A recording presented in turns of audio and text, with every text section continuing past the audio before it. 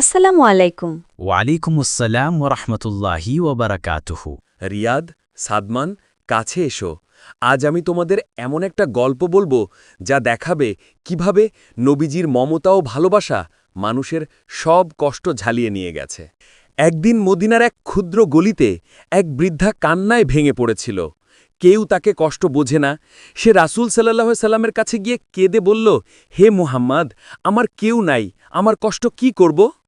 নবীজির তখন তার পাশে গিয়ে বসলেন, কোমলভাবে হাতে ধরে বললেন, আমি তোমার মাও হতে পারি, তোমার ভাইও হতে পারি, আল্লাহ তোমার পাশে আছে। বৃদ্ধা তখন এমনভাবে রঙ্গরুদ্ধ হয়ে কেঁদে উঠলেন, তার হৃদয় শান্ত হল। মামা, কেন নবীজির এত কোমল ছিলেন? আমরাও তো কখনো কেউ কষ্ট পেলে পাশে থাকি, কিন্তু ওর মতো করে কথা বলতে পারি না। হ্যাঁ ভায়া, নবীজির মমতা ছিল প্রকৃত। তিনি মানুষকে সম্মান করতেন, দয়া করতেন, তার ভাষায় কোনো ঘৃণা থাকত না।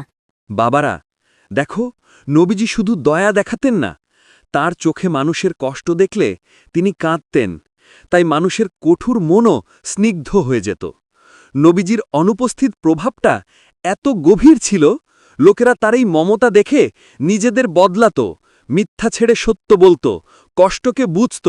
এক হাদিসে এসেছে, নবীজি বলেছেন, সবচেয়ে উত্তম তোমাদের মধ্যে সে যার চরিত্র সবচেয়ে উত্তম। সহি হাদিসের সারমর্ম। তাই সদাচরণ, কোমলতা ও আন্তরিক দয়া এগুলো মানুষকে আল্লাহর কাছে টেনে নেয়। ভাইয়া, আমি প্রতিজ্ঞা করলাম আমি কাউকে কষ্ট দেব না, ভুল হলে ভালোভাবে বলবো। আর আমি বলি, আমি অন্যকে সম্মান করব, যে কারো কষ্ট দেখলে সামনে থেকে সাহায্য করব। এটাই হবে আমাদের সত্যিকারের ঈমানের চিহ্ন।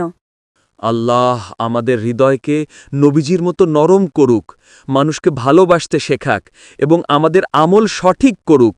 আমিন।